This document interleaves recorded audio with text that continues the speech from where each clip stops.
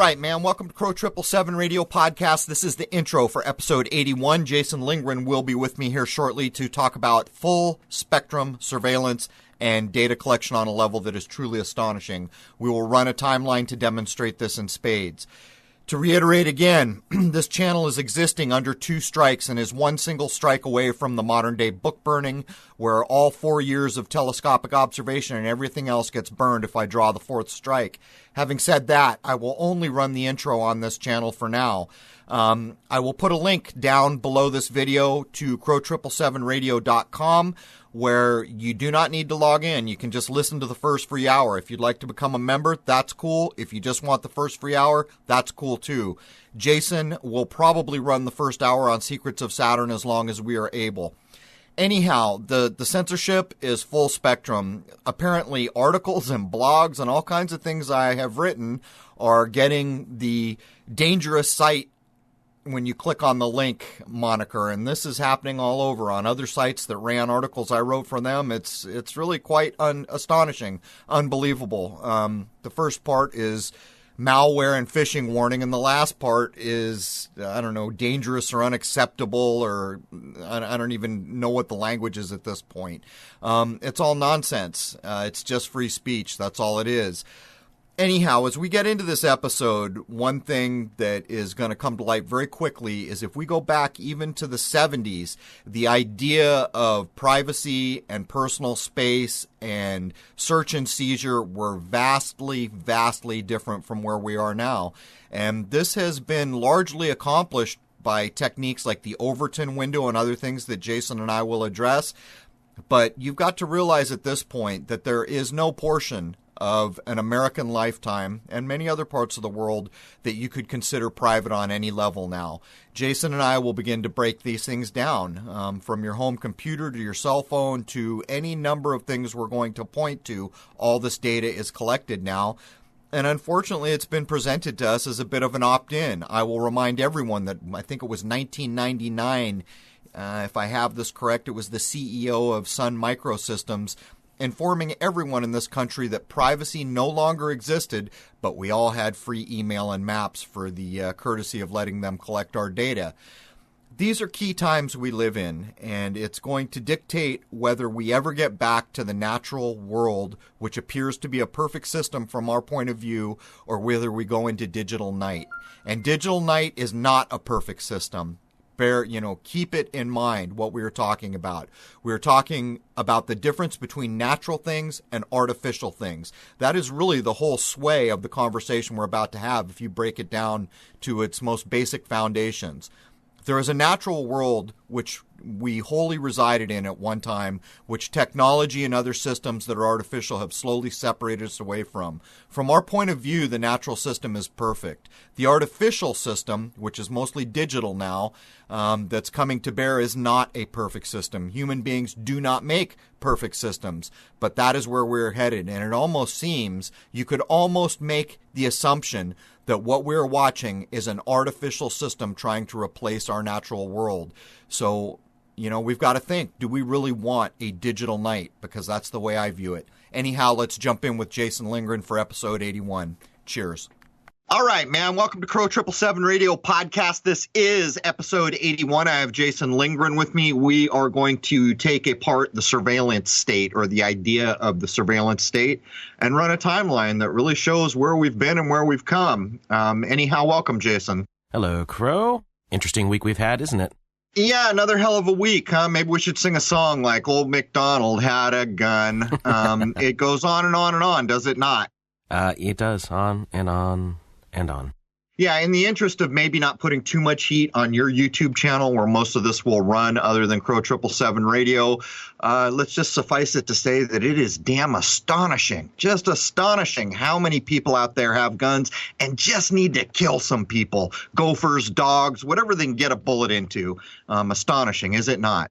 Yeah, now do we have a different word? We don't have a V word. Now do we have a T word? Because, maybe that's the taboo now. Yeah, I'm not sure. Texas is a big state. Maybe we can say it as long as we talk about steak or cattle or something. Toast, Texas toast. Yeah, there you go. Flying the flag a foot higher, this kind of thing. That'll get them off the scent. Anyhow, Jason, we're here to speak about the idea of the surveillance state, and it's a heck of a thing, particularly in my view, for people who aren't quite as old as you and I are, because they will not have the frame of reference. You're going to open up here with some ideas that were the basis of what was in the minds of people back in the 70s. I was there, I saw it, I know it to be correct. But anyhow, do you have anything you want to add before we jump in? No, let's just do this. All right, man, then it's all you. Let's hit the timeline. Well, before I actually hit the first point, when I say the surveillance state, what comes to your mind? Like, what is it that you think about? I think I may be a little different than most people. I get what you're asking me, like, you're constantly being watched and stuff. But in my mind, having a digital background and having been online since the internet began, the idea that I get of a surveillance state is absolute data collection of everywhere. That's what I think about. That's kind of what I think about, too. Like, if you're online, they're watching you. If you walk into Walmart, they're watching you. If you're walking down the street, they're probably watching you in some way, shape, or form. That's what I think of. So I was kind of curious if you had a different take on that before I actually get into things here. No, but it's a good point to make before the first bullet point, because the first bullet point is a counterpoint on what was in the minds of Americans back in the day, where if someone wanted to know what was on your library card, there was hell to pay, man. People were ready to fight about that. We've come a long way since that. And I was just reading your friend's book. I don't remember. Do you remember the name of the window, the idea of the window where new ideas are introduced, they're unacceptable, they move forward a little bit, they're controversial, then they become acceptable, and pretty soon they're great ideas. I forget the name of, there's a scientist name for that window. Yes, and I'm blanking on it too, but I know the reference.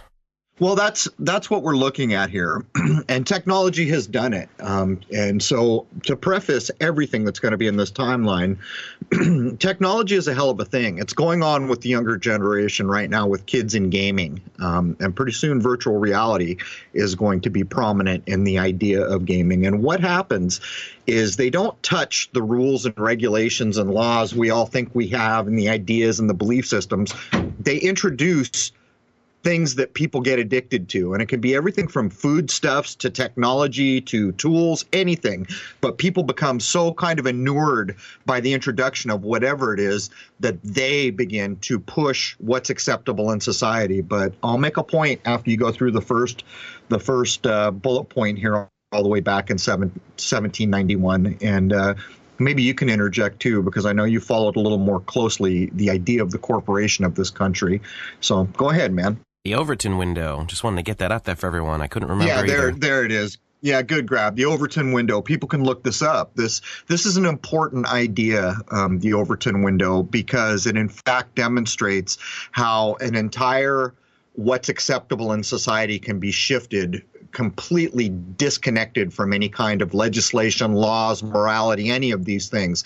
It's done by manipulating what people use and how these things are introduced. And it is very effective. Technology has done it to us in spades, and we're about to demonstrate it.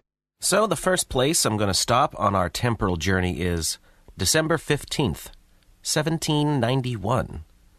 The Bill of Rights goes into effect in the fledgling nation of the United States of America. The Fourth Amendment reads, "The right of the people to be secure in their persons, houses, papers, and effects against unreasonable searches and seizures shall not be violated, and no warrants shall issue but upon probable cause, supported by oath or affirmation, and particularly describing the place to be searched and the persons or things to be seized." So here we are, man, all the way back in 1791 when we're still calling this place the United States of America before the United States Corporation, I guess. But you can probably speak to that a little more intelligently than I can. But this is a big bullet point. Back in the 70s, the average person in this country, this is what they had in their mind, is that they had the right to have privacy and that people couldn't come kick down your door. It was even reflected in movies, believe it or not, and other things, this kind of mindset that is encapsulated in this. But let's reread this real quickly and think about what is being said here, regardless of whether it has merit, regardless of anything else. Just think about the words. These were the ideas that people had in their mind back in the day, and think about where we are now, where the very computer in your home is a storage unit for someone else, like cookies, collecting data on you right in your home. You can see the idea of how technology just swept all this aside, and no one ever addressed it. No one ever asked permission. No one ever did anything. They invented a technology, and the next thing you know, you are having actual code put into your home, onto your computer to collect data on you, basically violating what is written in what I'm about to read again. The Fourth Amendment. The right of the people to be secure in their persons, houses, papers, and effects against unreasonable searches and seizures shall not be violated, and no warrants shall issue, but upon probable cause. There's a thing that's fallen by the wayside. This is probable cause is something that has been beaten to a pulp and is probably not even existent in the way we live anymore. Anyhow, upon probable cause, supported by oath or affirmation, and particularly describing the place to be searched. In other words, you can't just say, I'm going to search anywhere. The persons, which means it has to be specific to people, or the things to be seized. In other words, you can't just say, we're going in here to look for illegal things. It was very specific, these ideas. Now, compare and contrast to where we find ourselves now. And cookies are a good example. Right now on your computer, there are endless cookies collecting data on you. You did not give them permission. They've been there since the get-go. It's just an idea to think about. But anyhow, back over to you, Jason. Well, with this being such an important concept, it's literally laughable to think that this is even applicable today. It's just not. Nothing of what this says is going on today. We are watched, surveilled, data is collected endlessly. Just every minute of every day, it's going somewhere. And by the time we get to the end of this show, you're going to see just how much data, because I will tell you how much data is being collected. And it's just ridiculous. This amendment has been thrown out the Overton window. Well, there's quite a bit that we could talk about here. I'll make one more point before we move on. The idea of probable cause.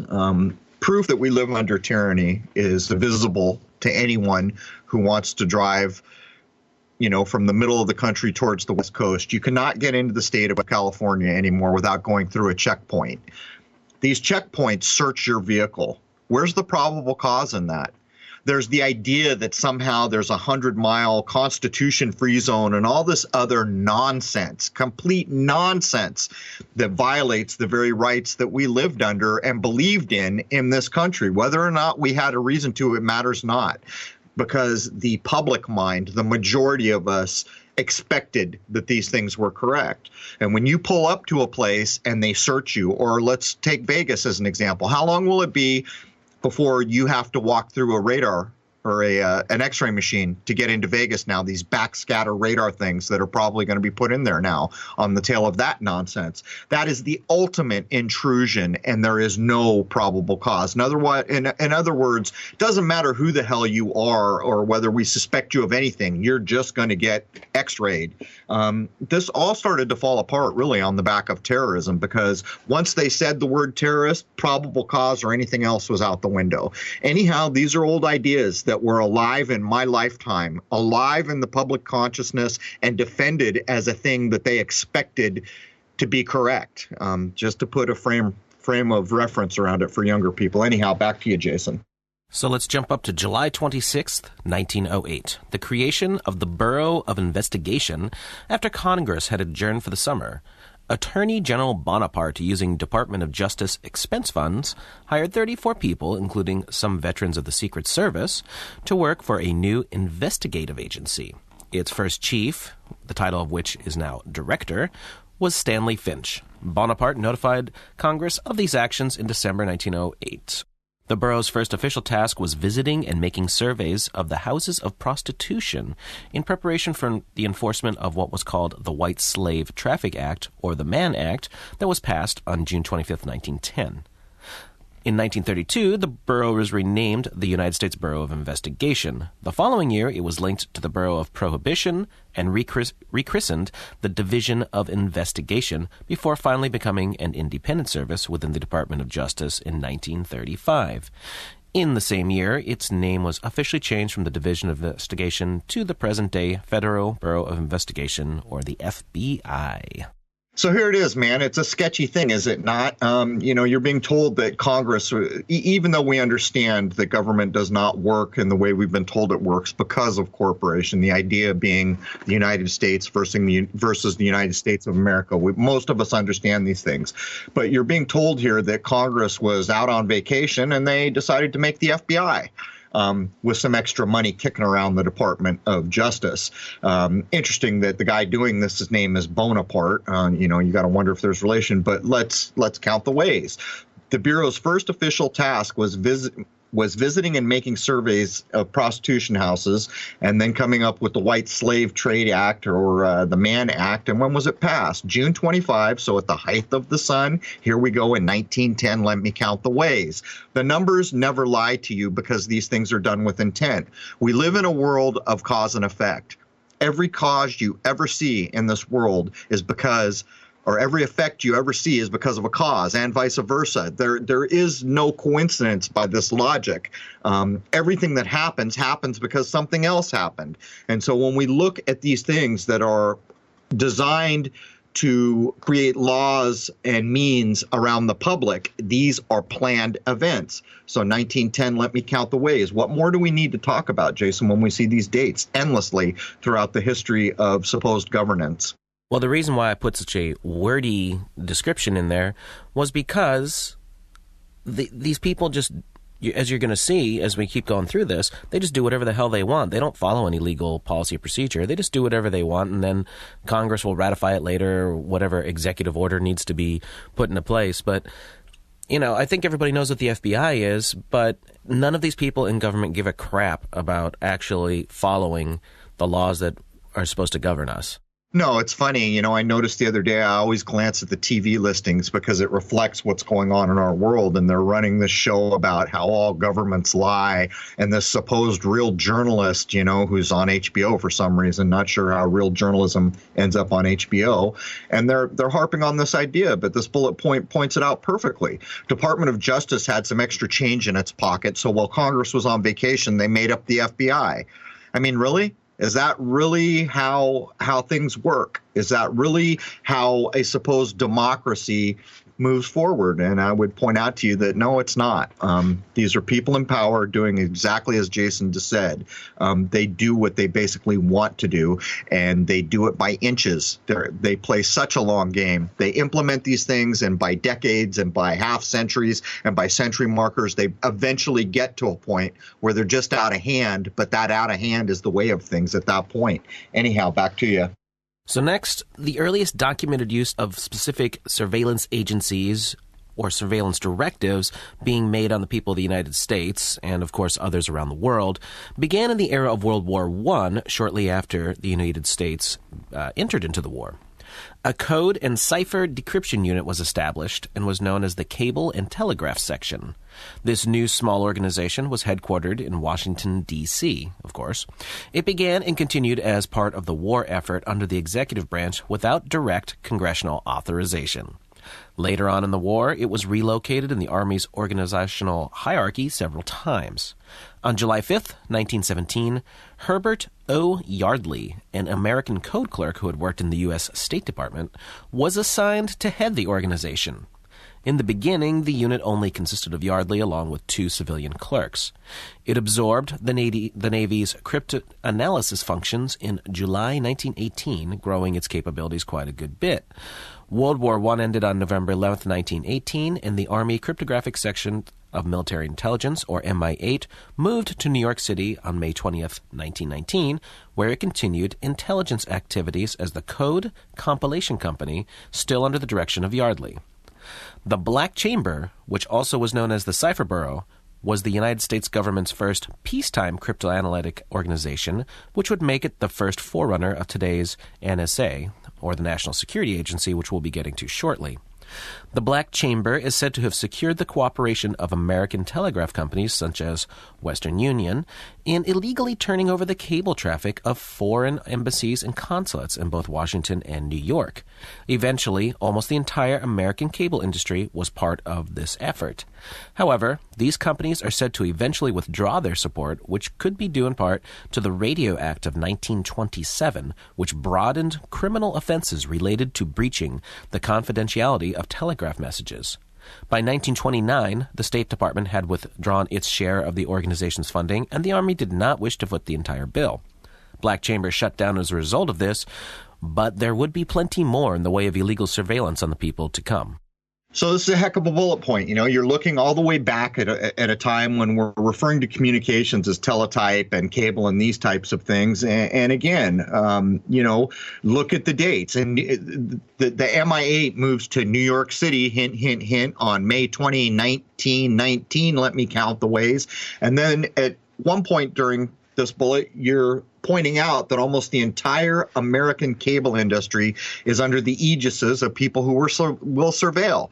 This is long before telephone. This is long before computers. It's the same old game. And of course, the Radio Act, which happens in 1927, by the time that's dealt with, we're into 1929. Let me count the ways again. And the State Department is saying it's withdrawing funding and these types of things. Nonetheless, the picture is drawn here. From the very outset of the idea of communicating over long distances, there was cryptography and there were people collecting the data. That's all there is to it. So there it is, man. Now, during World War I and into World War II, all international mail that had passed through the U.S. Postal Service, and before I even go any further, I hope everyone knows that the U.S. Postal Service is not the U.S. Postal Service. It is not a United States bureau. It is a private organization, just like so many other things like the Federal Reserve. With a general, I might add, but anyhow. Right. So all mail that had passed through the U.S. Postal Service, as well as all international cables being sent through companies such as ITT, RCA, and Western Union, were being surveilled by the Bureau of Investigation, which would later become the FBI, of course, as it is commonly known. All of this private information would be reviewed by the U.S. military. Expanding their surveillance in World War I, the War Department, and later the Office of Censorship, would monitor communications sent by mail, radio transmissions, telephone calls, or any other means of communications that they could between the United States and any foreign country. So this is the exact opposite of the image that people in the 50s, 60s, and 70s had of how private mail was and how it was a federal offense if you messed with someone's contents of their mailbox and all these things. You're looking at surveillance from the very beginning, even in as much as it is admitted here that the War Department and later the Office of Censorship, now there's an interesting name, are all up into the mail, doing whatever the hell they want with it.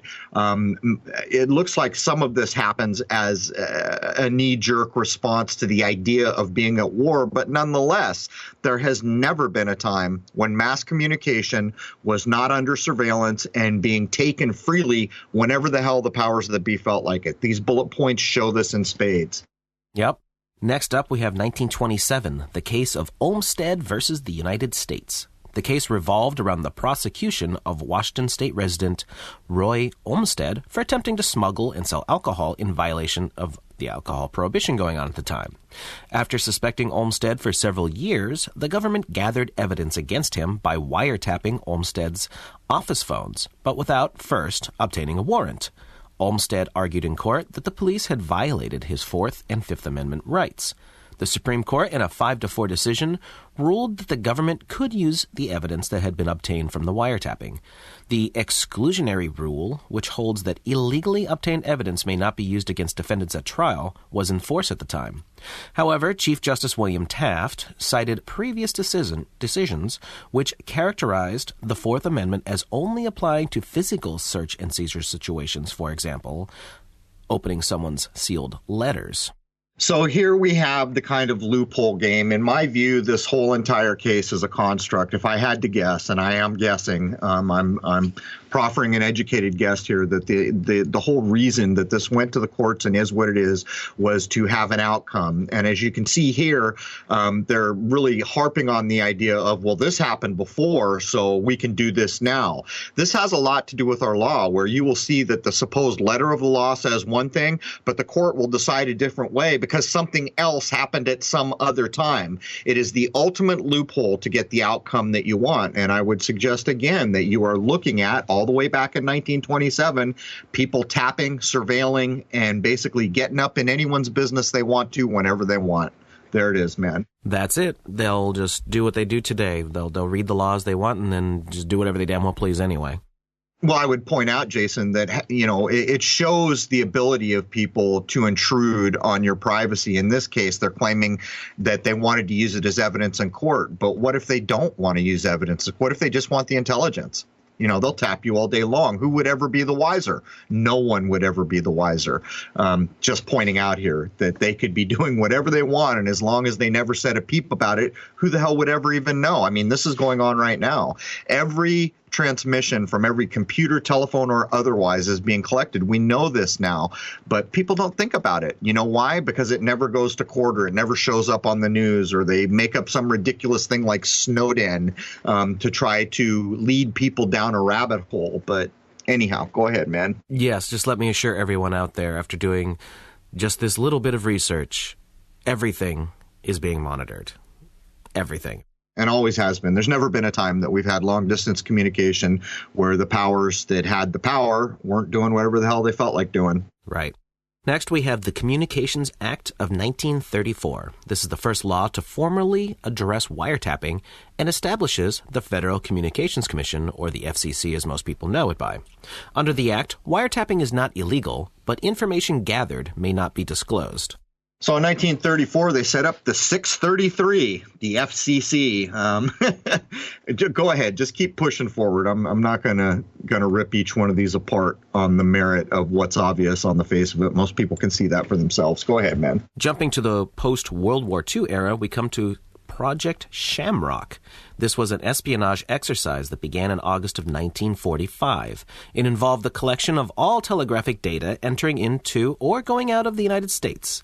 This project was begun without judicial authorization and again was utilizing major telecommunications companies. This project lasted all the way until 1975.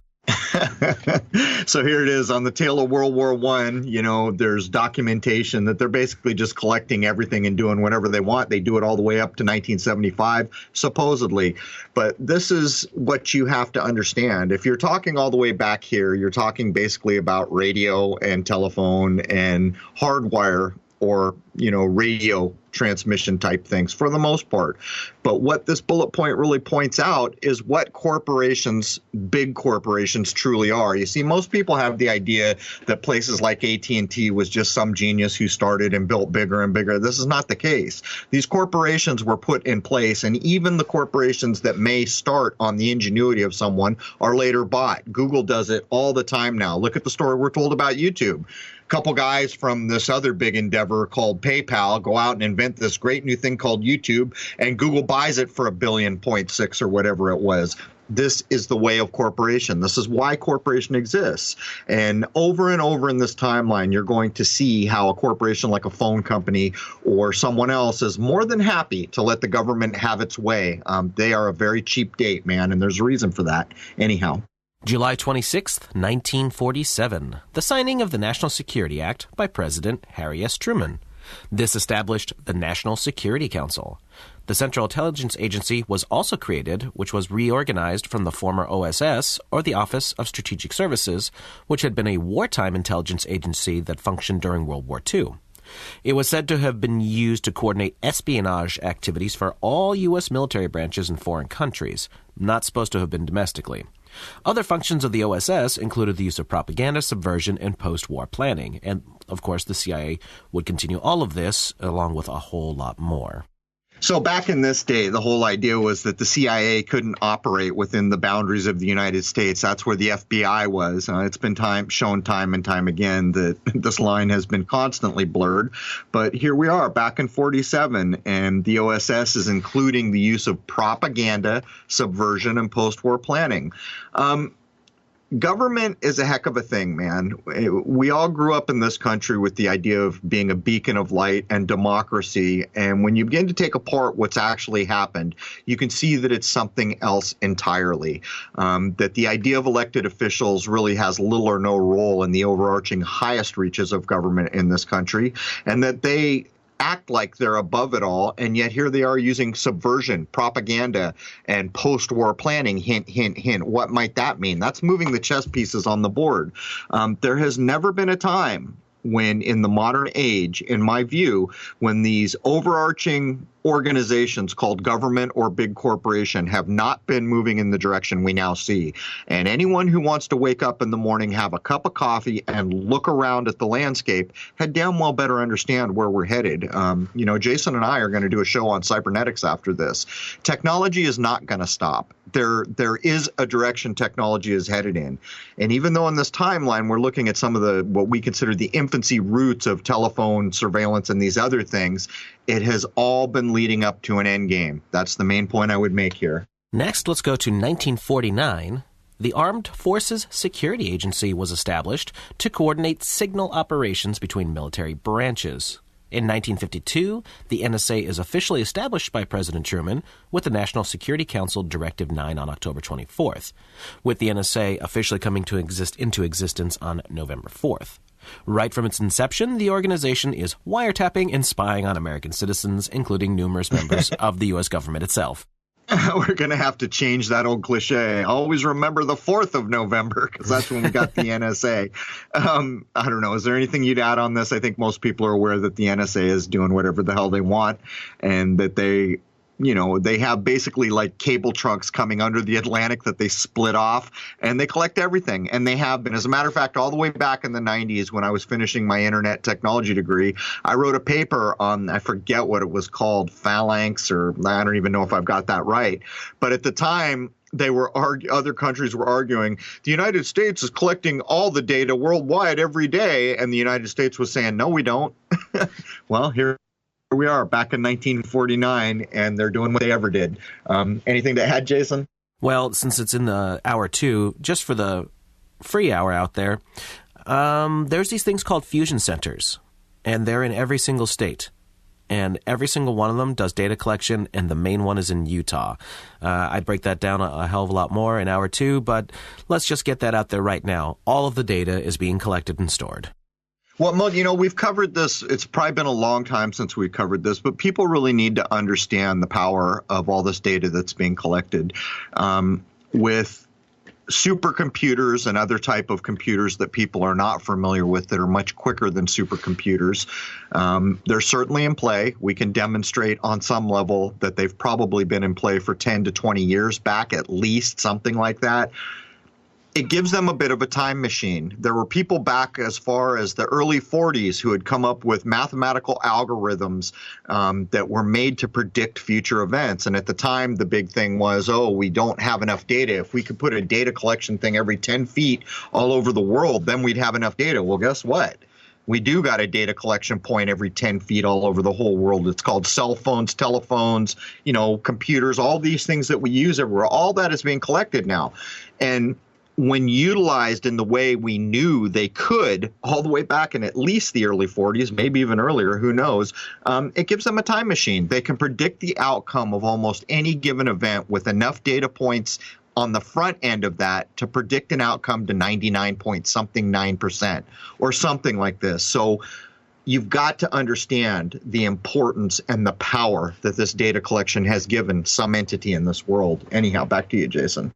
1967, Katz versus United States. The Supreme Court overturns the precedent set by Olmstead versus the United States, determining that the Fourth Amendment does protect non-tangible possessions, such as phone calls and electronic transmissions, as well as the reasonable expectation of privacy in places like home, office, hotel room, phone booths, things like that. Examination of such places and things will now require a warrant. So this starts to point in my book to the fraudulent nature of the construct we live in. What was it? It was in the 20s. It was 27, I think, Jason, during the idea of prohibition when this came up. And they said, well, sure, this isn't papers or books or things you can pick up. Do it all day long. Well, here we come forward to 1967, and the exact opposite is true. So I would ask, in the lifetimes of human beings or in the histories of cultures, does the idea of what is right change? And if it does, then how could it have been right in the first place? In my mind, there are certain things, law even has a word for it, mala in se in Latin, the idea being that it's bad on the face of it. You would never have to tell someone, if something is mala in se, you would never have to teach them, like killing a human being. You never have to teach that that's not right. It's mala in se. It's bad on the face of it. So when we get into law, what we find is controlling loophole after controlling loophole, which basically is at the whim of whoever's on the Supreme Court or any given place of authority like a presidency or some other place like this, the executive branch, the judiciary, these ideas. My point here is certain things in this world could be viewed as good and correct. Other things in this world could be viewed as the opposite of that. But yet here in law, what we see is it just whatever the hell the guy sitting on the bench says at the time. What was wrong or right in 27 is now the exact opposite in 67. So think about that. Think about that carefully. Are we looking at people moving chess pieces here, or is it something else? For me, it's something else. Either a thing is correct or it is not. And you're not going to go 10 years down the road and decide that something that was correct in this world is different unless it directly has to do with how people live and exist. I don't know how well I described that, Jason. I think you made the point very well. 1968, Congress passes the Omnibus Crime Control and Safe Streets Act. Signed into law by President Lyndon B. Johnson, it is the first federal law to restrict wiretapping. However, the law makes exception for the President of the United States to override the authority and approve wiretaps if in the service of protecting the United States. So here it is again, we're going to pass this law to make everyone think that they have rights, but there's still a back door. And by the way, it's the OCC, the 633, and the SSA. I could go on and on. Count the ways in SSA. When you look at the ideas that are expressed here, they're expressed in a way that seem like they're helpful, but they're really not. Who the hell determines what is protecting the United States? You see the problem in this? It's a bit like pulling up to a checkpoint now where the guy looking at you decides whether your car is going to get searched to get into the state of California. Who the hell? There's no rhyme or reason to it. It's just some dude doing whatever some dude wants. That's basically what we're seeing here. Unfortunately, this dude is called POTUS, so he seems to have a bit of authority, I would point out. Go ahead, man. Well, it also doesn't change the fact that the infrastructure is completely in place, whatever pretty little laws they want to pass and discuss publicly. Right. It's no different than an election for high office in this country now. All these people go out when Trump and Hillary are running and they get so wrapped up in it and they're going to go vote. Your vote means dick. Your vote means dick. You were taught this in high school, and still we have a whole country out there of cud-chewing herd animals who go out and vote thinking they are playing a role in the outcome of an election, and they play zero role. It is the Electoral College that seats a president, and that was put together, in fact, to be a backdoor to power for the same jackasses who have always run everything, which is basically the point of this show. So maybe I should thank them instead of calling them jackasses. Not really. Anyhow, back to you, Jason. I told so many people that during this last election, since this one was more heated than probably anyone I remember in my lifetime, and it just didn't sink in, man. It's like, you don't vote for the president. You don't. It's a herd mentality. Yeah, it's a herd mentality. It's beyond the pale, Jason. It is beyond the pale. It demonstrates why the people in power push us around the way they do. The idea being that if you're a human being, you can be clever. You can use higher-minded ideals. And yet, what do we see everyone doing? All these cows are going to go out and vote for a thing they play no role in. I mean, how much closer to an animal could you truly be if you want to break it down? I mean, think about it. And that's the excuse that's being used for all this nonsense that we tolerate all the time, is that you're a human being, but you're acting like you're an animal. So we're going to treat you like one. It's kind of like circular logic, but man, when you really begin to break it down, you were told in high school what seats a president. And any person listening to this now can go onto the internet and discover how a president is seated, how the Electoral College works, how it was set up. I've even covered it on this show. You play no role in voting for presidents in this country. There is less democracy in the United States than probably 50 or 60 other nations you could point to, and I'm not even kidding. As a matter of fact, I think I saw someone break down that Russia had more democracy than we did at one point. And I remember everyone screaming about that. Scream if you want, but until you've looked at the facts, I mean, you're basically being a herd animal, and that is what people are using to justify so much of what Jason and I cover here. The Protocols of Zion have this idea. Let the Goyim be invested in their sciences because they're Goyim. They'll never look to see if there's any value in what they're defending here. These ideas have merit. These ideas need to be considered by people. I'm not saying that the people taking advantage have the right to take advantage, but I am telling you this is the kind of excuse they use to do the things they're doing. And when you see things like the last election go by, it is damn hard to defend that we aren't a herd of cows out there acting in a pretty infantile manner, to be blunt about it. Anyhow, back to you, Jason. Let's go to June 17th, 1972, when the Watergate scandal begins. When 5 employees of President Richard Milhous Nixon's re-election campaign are caught breaking into the Democratic National Committee headquarters at the Watergate complex in Washington, D.C. A Senate investigation and an inquiry by a special prosecutor will follow. The House Judiciary Committee issues 3 articles of impeachment on July 30th, 1974, indicting President Nixon for illegal wiretapping, misuse of the CIA, perjury, bribery, obstruction of justice, and other abuses of executive power. Nixon resigns before the proceedings conclude, thereby avoiding being removed from office. I don't even know what to do with a bullet point like this, Jason. So the impeachment articles come down in 74. Let me count the ways. This is all a construct. I was alive during this time. I remember how freaking long this went on and how it ate every cycle of the news, how it was on every talk show. You would go watch something like Match Game, a game show, and they would be popping off about, what a terrible guy Nixon is, and he's a crook, and this and that and the other thing.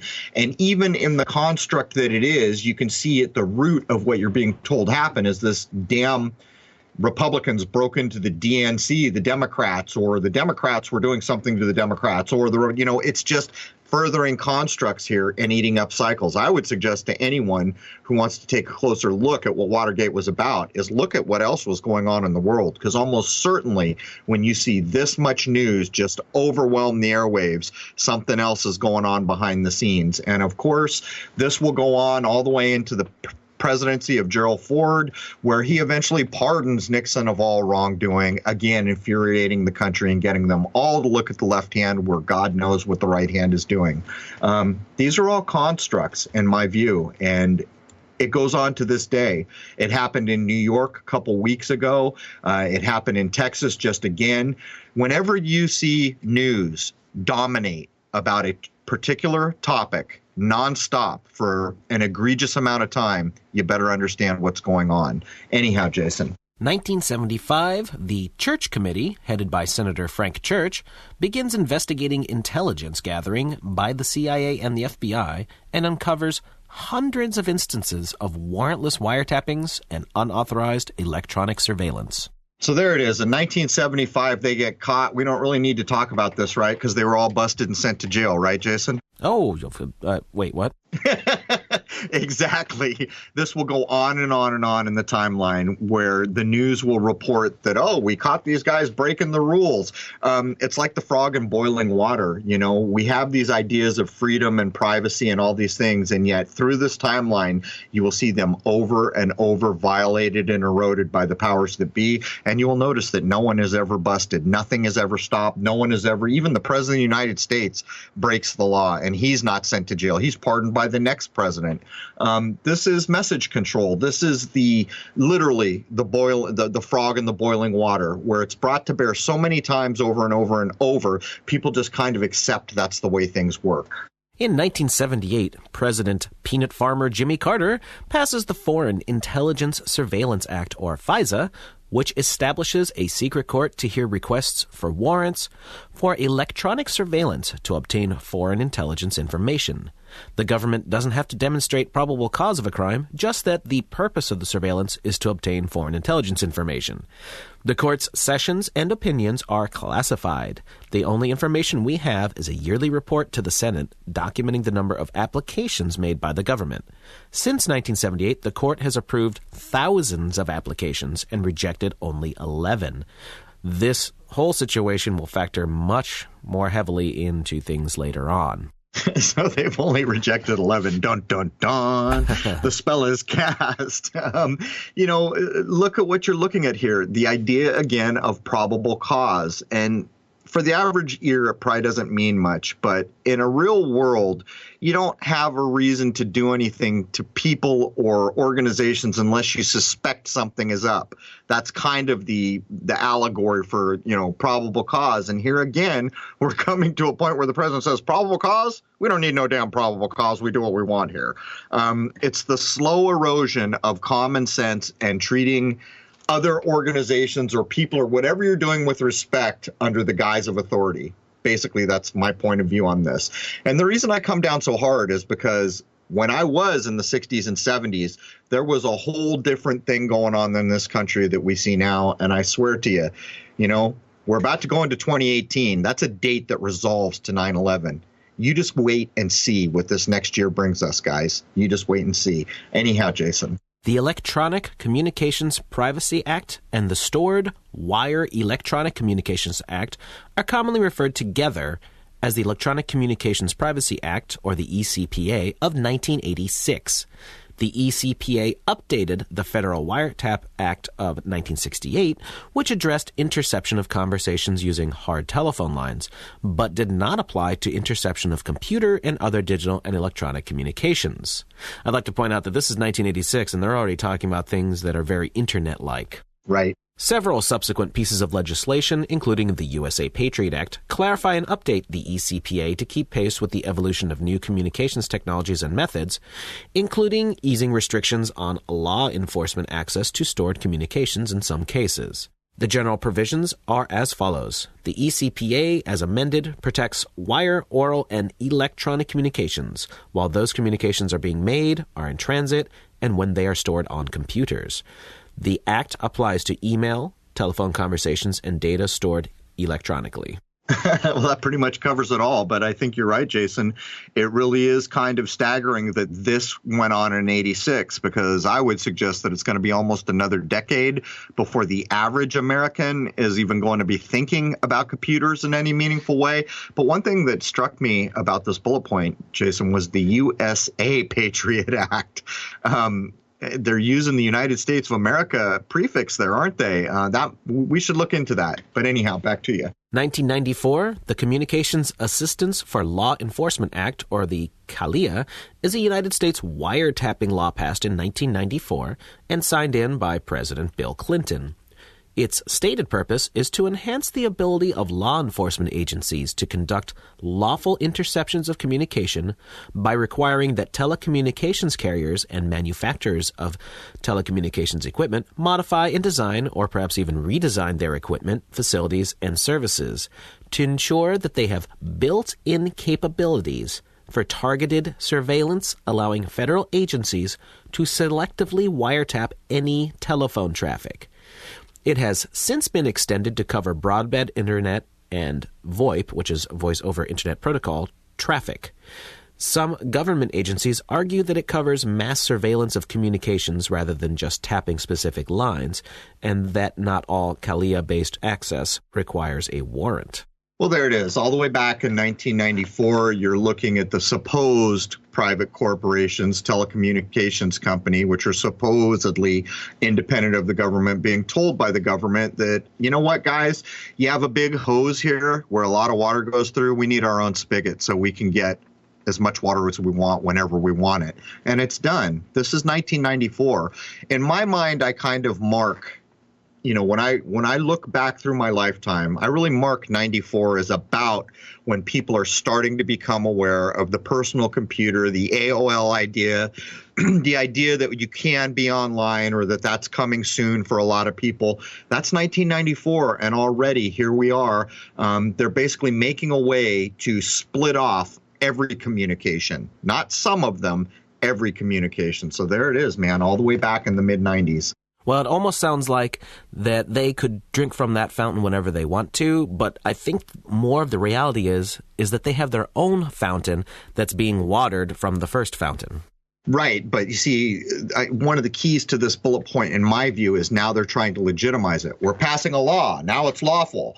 And by the way, not only is it lawful, but corporation who is controlling all this data, we need a special hookup. And you're going to provide that. You're going to change the way your hardware works so that we can come plug in anytime we want. So it is a different mindset where we know they've been doing this secretly. Now, all of a sudden, in 94, they're going to pass a law.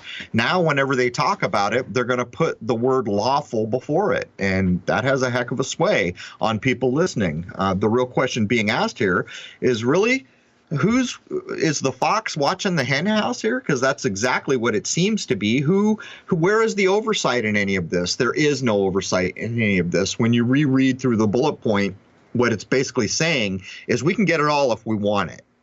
That's basically what's being said lawfully. Right.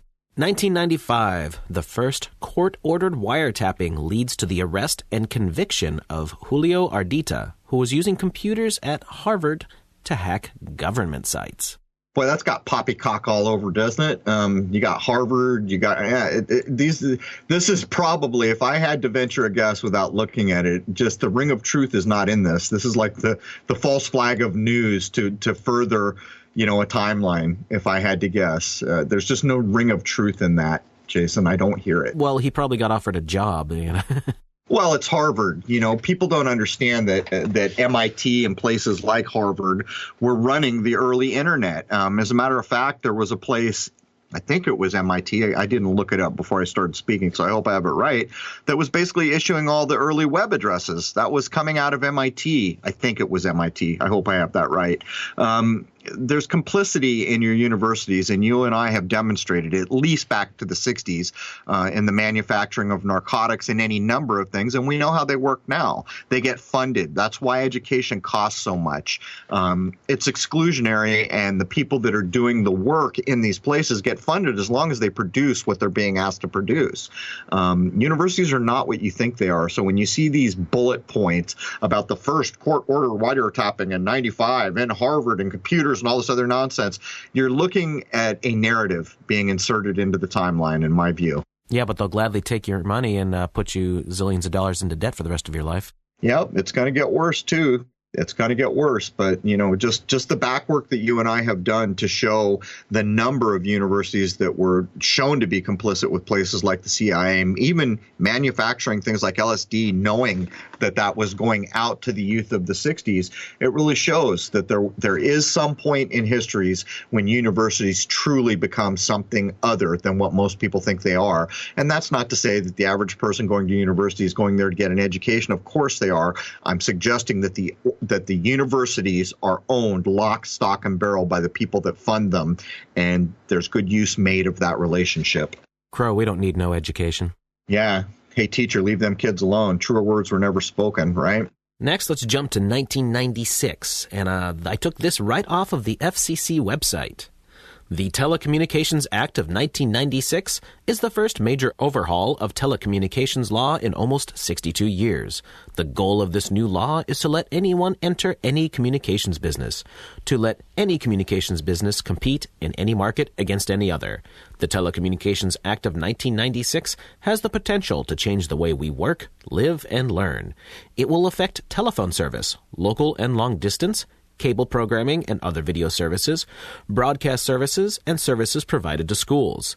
The Federal Communications Commission has a tremendous role to play in creating fair rules for this new era of competition. At this internet site, we will provide information about the FCC's role in implementing this new law, how you can get involved, and how these changes might impact you. Man, this really worked, didn't it? It prevented places like Cox Cable from having a monopoly, so this was really a good thing to have happened. We have all this competition out in the telecommunications place now. On the face of it, Jason, they're telling you one thing, yet we see a different thing altogether, don't we? Oh, yeah, absolutely. I mean, I remember back when the idea that Ma Bell was a monopoly. I don't remember if that was the 70s. I think it might have been either that or the early 80s. The idea was that they were a monopoly and they were going to be broken up. There was a similar idea put in place around the idea of PCs and Bill Gates holding monopolies on things like browsers. This went through the courts again. And it's the same game being played over and over and over. In the part of the country where I am, you can't really get cable other than Cox. I've been in a number of places in this country where that's true. And while it's not true of everywhere, it's almost like they have a monopoly that's not quite a monopoly. And this is reflected in the charges that they charge people. I remember when I went to visit my mom and saw that her cable bill had climbed up over $250. I was incensed. I got on the phone and I undid that. But it goes to show what is true and what is being reflected in this bullet. They're acting like they're introducing all this. Businesses are going to compete against each other. But in the end, we see the same game we ever saw. Yep.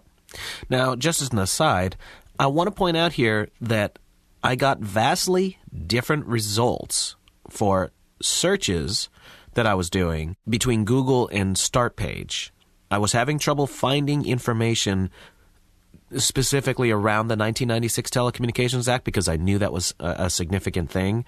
And I just want everyone to know, because we've discussed this on the past few episodes, just how much they're starting to skew information if you're doing like just a simple Google search. And just to test that, I went, well, I've been using Google. I'm going to jump over to Start Page, which uses Google's search engine, but is supposed to be locked out from all their extra nonsense that they do. And indeed, the first hit was completely different than the first hit on Google. This is a good point, Jason. I would estimate that over the last maybe 8 months that you and I have been doing this, it has become more difficult each week to get to good information. As a matter of fact, you note Start Page here. I have been noticing the same thing using DuckDuckGo. If you do a search on Google and then you do a search on DuckDuckGo, quite often the returns you get are staggering, and sometimes almost the entire first page can have differences. There is no doubt that what we're looking at here is going to be a big part of the animal farm idea. When you go to the internet to get information and you go to a search engine, what you're basically doing is surrendering your ability to get the information you want to a third party that's going to give you the information they want you to have. Literally, if you think about it.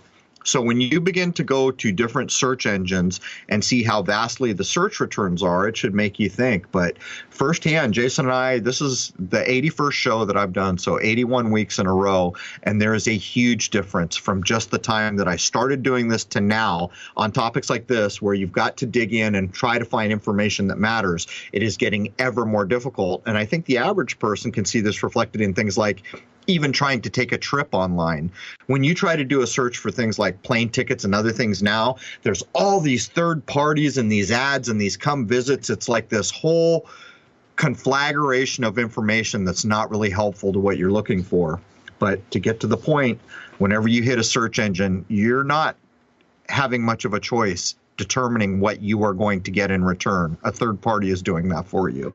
Yes, absolutely. There's one last thing I want to squeeze into hour one here. Another interesting side note from what I can gather. The 1996 Telecommunications Act removes our rights to stop cell towers because of health concerns. And why is that? Because Section 704 of the Act states that no health or environmental concern can interfere with the placement of telecom equipment, such as cell towers and antennas. Section 704 prohibits any action that would discriminate between different providers of personal wireless services, such as cellular, wide area SMR, and broadband PCS. It also prohibits any action that would ban altogether the construction, modification, or placement of these kinds of facilities in a particular area. And this is why you see cell towers going up wherever they damn well want to put them. I'll tell you what, Jason, when I saw this bullet point in here, I was glad you put it. And let me first start by saying Section 704 prohibits. 704 is 11. That breaks down to the numerological 11. It's often the casting of a spell. What they're basically telling you here is telecommunications can do whatever the hell they want. It doesn't matter if it harms you. That's what's going on here. Jason, for a long time, you've been wanting to cover 5G. I've been putting it off. So here at the end of hour one, what do you want to do? You want to do 5G next week? Well, there's a couple things I actually would like to do. That's definitely one of the top ones, yes. So is that a yes, or should we talk more about what we're going to cover next week when we get this one published? I have something else I want to talk to you about privately before we make a full decision. But if we don't do 5G next week, it's going to be sometime in the next, I would say, 2 to 3 shows at the most. Okay, because what this points out is a critical thing, because 5G is coming. There are endless sources around that are saying that 5G is going to be so bad for human cells and human bodies. There are people that are connecting the idea, speed, and wherewithal of a 5G network with contributing to the transhuman agenda, the cybernetics idea, getting these infrastructural networks in place that are going to be required to take the next steps in technology, which is basically about controlling the masses of human beings that are not oligarch families.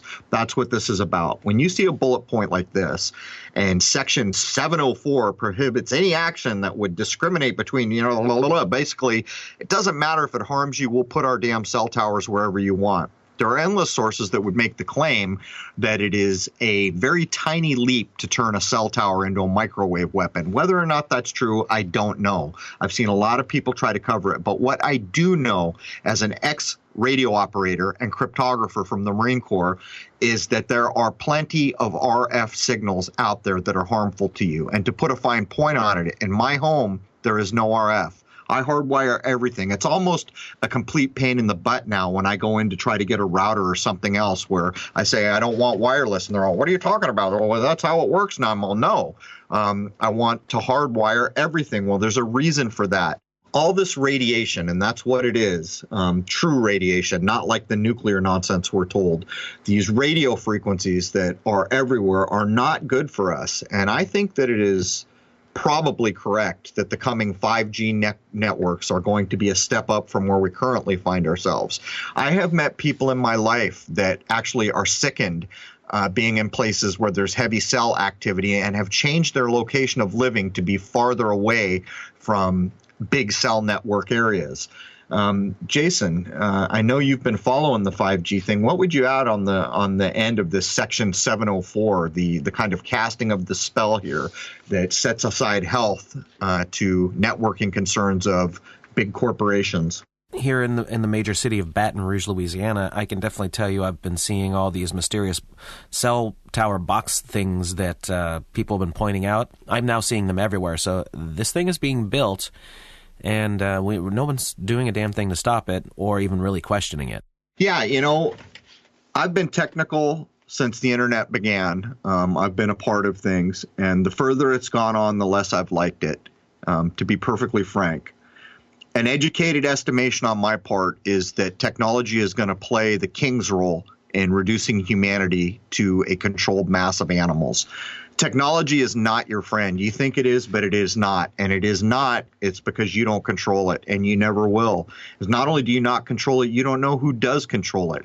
You don't know what's done with it. You don't even know the power of the data you give up so freely on Facebook to those who would use it in a way to control. You just don't. These 5G networks that are coming are a hell of a thing. For the average person who wants to know more, I would invite you go out and learn a little bit about it. And, I see like my nephews and all these gamers getting sucked into that kind of construct. All these things are being used with negative intention. There is no doubt. As a matter of fact, when I first heard that the gaming for young people, well, mostly young people, was making more than Hollywood was, I thought, doesn't that sum up a thing? Because we can go back and look at what Hollywood has done and the complicit nature of the programming and the complicity in messaging and all the things that Hollywood has participated in wartime to affect the minds of people who have a right to be free, in my view. Gaming is going to be this on spades. It is going to make any movie that ever came out of Hollywood look like child's play. And by the time we get to virtual reality, it's going to be crazy. And this is what the 5G networks are heading towards. They're creating the infrastructure that is going to allow technology to become so ubiquitous that humanity is like pushed aside. And I know the average ear will think that that's nonsense, but you know what? There's a good possibility that in the 2020s, there will be robots, for lack of a better term, AI, that can do the job of any human being better than a human being could have. When we get to that point, you've got to consider what becomes of culture, society, all the people who hold jobs. That's where all this is heading. We've done the shows on transhumanism. We've done the shows on cybernetics. It's very difficult to predict how much of that is accurate, but it is not difficult at all to understand that is the direction we're heading. There is never going to be a time when we wake up in the morning and say, guess what? Technology went backwards today. As a matter of fact, we're going to quit using so much technology. The opposite of that is true, and we all know it. Technology is going to steam forward. It is going to creep into every facet of our life. And basically, to sum up here, what that means, we have a natural environment that we call our world. We've all been separated from it. Technology separates us from it each day more and more. Our calendars, our time, the way we live, the food we eat have all separated us from a natural environment which appears to be perfect from our point of view. What it's being placed with is anti-natural, the artificial environment made by men and women. Men and women do not make perfect systems, and unfortunately, the men and women making these systems do not have the interest of most people at heart. That's the truth of things. Jason, what would you add before we wrap up here? Well, if you think the surveillance was bad in the 20th century, you ain't seen nothing yet. No, it's going to get crazy. And, you know, we can suffice it to say here at the end of the first hour, there is no thing that you do electronically that is not being captured and used in some way. But I'll give you one more shot, Jason. I'm getting ready to close it down. Anything you want to add? 9/11 was the turning point for their excuse to do everything. And that's what we're going to attack in hour 2. So join us. 9/11 is much more than a day and event. It is a bit of a religion for those who are pushing the world towards the direction it goes. But let me close by saying this. I'm still under a full frontal press on my YouTube channel, which means I can only run the intro, or they may anyhow shut me down, and the nearly 80,000 followers there would not have direct access in the way they have in the past. Having said that, the first hour will run on Secrets of Saturn, and as always, the first hour I will put in the description. A single click takes you to Crrow777 Radio. No login required. There it is, your first free hour. I hope to see you all over at Crrow777 Radio. If you choose to be a member, that's great. If you choose just to show up for the free hour, that's great too. Anyhow, thank you all for having stopped in. We're in a brave new world now, and I hope people find value in what Jason and I are trying to proffer out to the general population. Anyhow, that brings episode 81 to a close, covering the surveillance state. Show up over at Crrow777 and join us for the second hour. Cheers.